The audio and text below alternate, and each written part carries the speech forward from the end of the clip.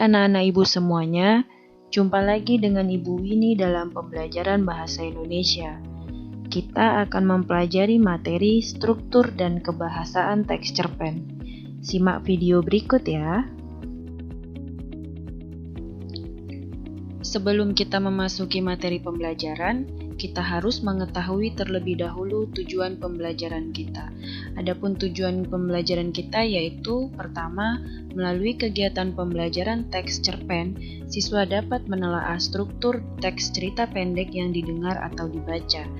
Kedua, melalui kegiatan pembelajaran teks cerpen, siswa dapat menganalisis ciri kebahasaan teks cerita pendek yang didengar atau dibaca. Struktur teks cerita pendek. Kalian harus dapat memahami materi struktur teks cerita pendek agar dapat membedakan dengan jenis teks lainnya.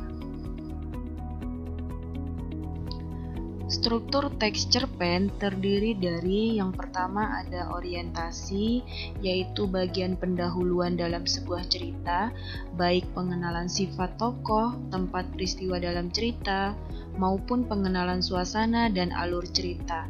Kemudian ada rangkaian peristiwa, yaitu awal mula munculnya konflik dalam cerita.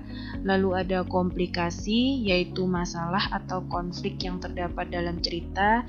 Kemudian yang terakhir ada resolusi. Namanya saja solusi, berarti cerita tersebut memiliki solusi atau penyelesaian atas konflik yang terdapat di dalam cerita.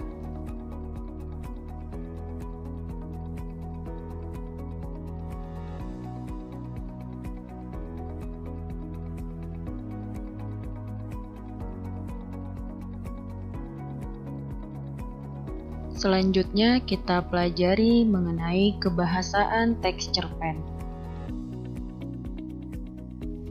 Kebahasaan teks cerpen terdiri dari pertama ada penggunaan kata ganti orang, lalu penggunaan penanda yang menunjukkan keterangan waktu, pemilihan kosakata atau penggunaan kata benda khusus, penggunaan uraian deskriptif yang terperinci, penggunaan kalimat ekspresif, dan penggunaan gaya bahasa atau majas. Penggunaan kata ganti orang atau pronomina persona. Kata ganti orang disebut juga dengan pronomina persona. Pronomina persona merupakan jenis kata ganti yang digunakan untuk menggantikan kata benda orang atau persona dengan kata benda yang lain.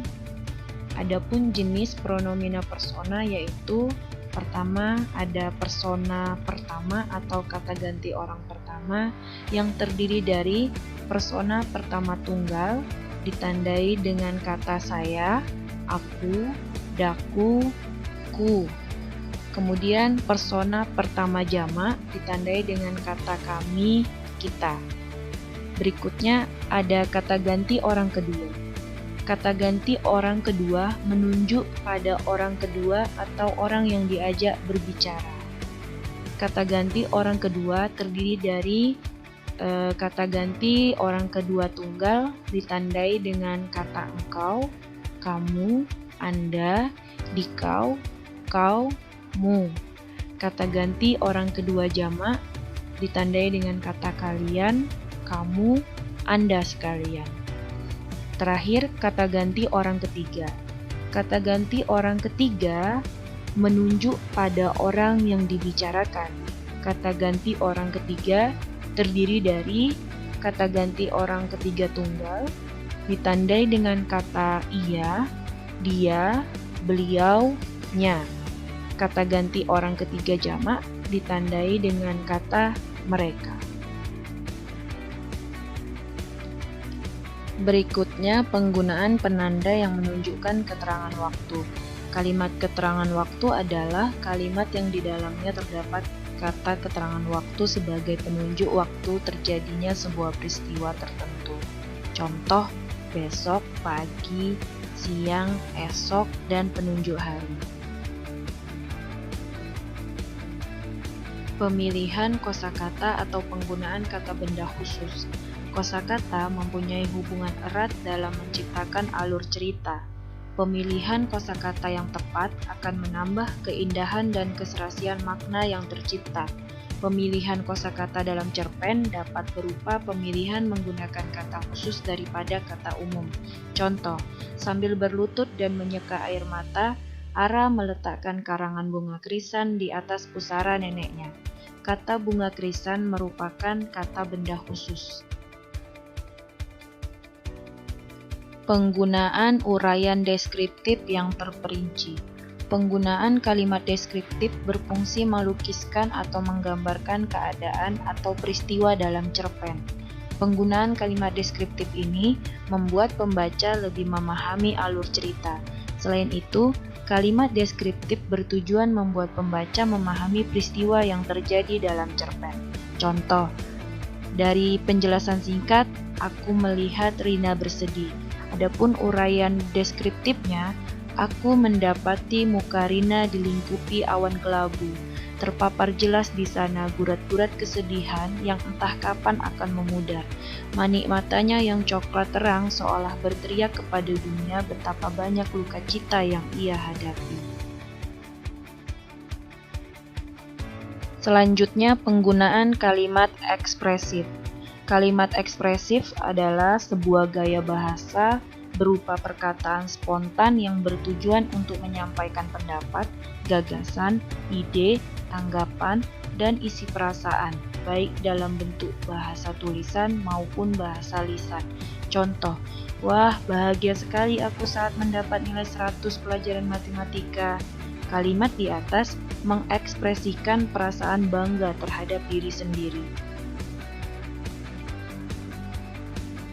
Terakhir, penggunaan gaya bahasa atau majas. Gaya bahasa sering disebut dengan istilah majas.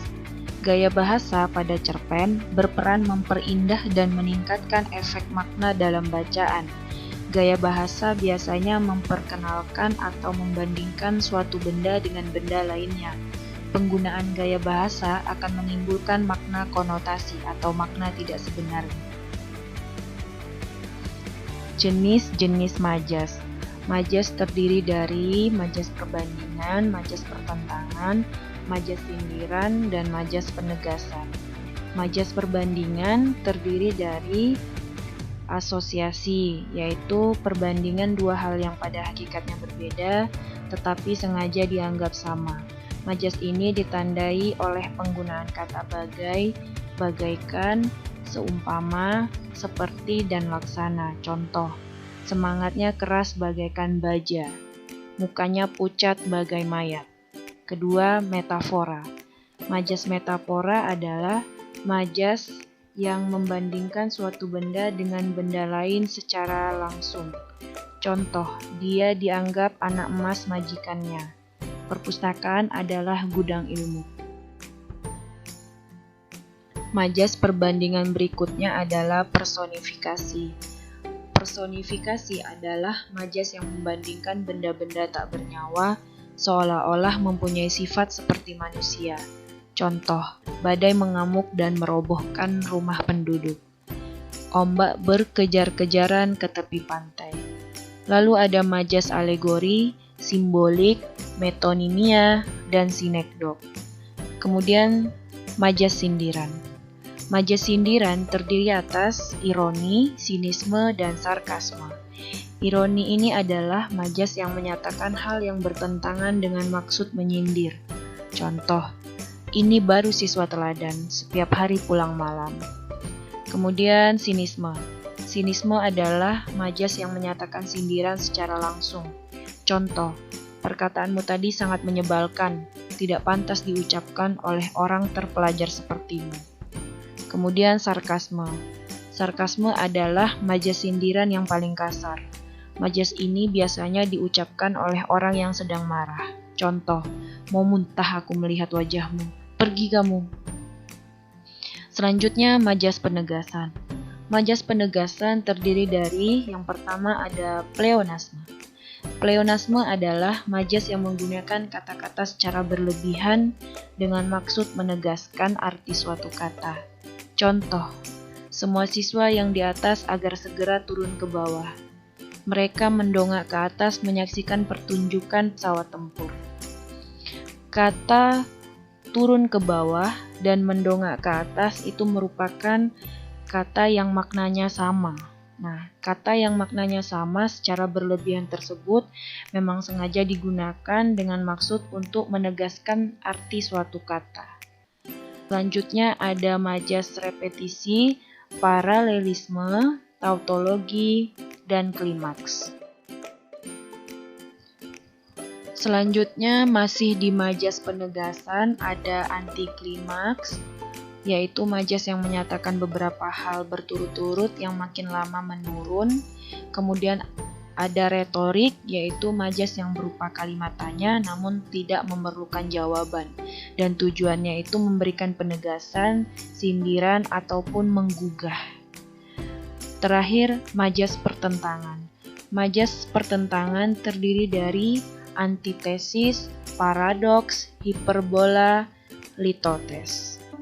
Antitesis ini adalah majas yang menggunakan pasangan kata yang berlawanan artinya. Contoh, tua, muda, besar, kecil. Paradoks.